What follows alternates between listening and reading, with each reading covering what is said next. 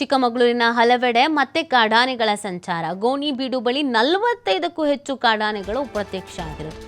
ಚಿಕ್ಕಮಗಳೂರು ಜಿಲ್ಲೆ ಮೂಡಿಗೆರೆ ತಾಲೂಕಿನ ಗೋಣಿಬೀಡು ಬೇಲೂರು ಮಾರ್ಗವಾಗಿ ಬಂದಿರುವ 45ಕ್ಕೂ ಹೆಚ್ಚಿನ ಆನೆಗಳು ಕಸ್ಕೆಬೈಲು, ಚಟ್ಟನಹಳ್ಳಿ ಸೇರಿದಂತೆ ಹಲವು ಕಡೆಯಲ್ಲಿ ಸಂಚಾರ ಮಾಡ್ತಾ ಇವೆ.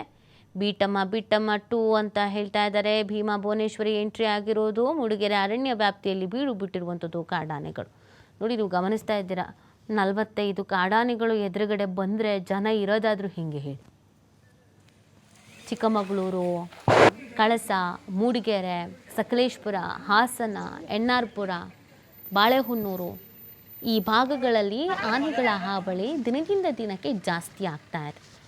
ಇದೀಗ ಗೋಣಿಬೀಡು ಬಳಿ 45ಕ್ಕೂ ಹೆಚ್ಚು ಕಾಡಾನೆಗಳು ಪ್ರತ್ಯಕ್ಷ ಆಗಿದೆ. ಅರಣ್ಯ ಇಲಾಖೆಗೆ ಹೇಳಿದ್ರೆ ಏನು ಮಾಡ್ತಾರೆ, ಇವುಗಳನ್ನೆಲ್ಲ ಹಿಡಿಯೋದು, ಇನ್ನೊಂದು ಕಡೆ ಹೋಗಿ ಬಿಡೋದು, ಮತ್ತು ಅಲ್ಲಿನ ಜನ ಎಲ್ಲ ಆನೆ ಮತ್ತು ಅಲ್ಲಿ ಹಿಡಿಯೋದು, ಮತ್ತು ಇನ್ನೊಂದು ಕಡೆ ಬಿಡೋದು.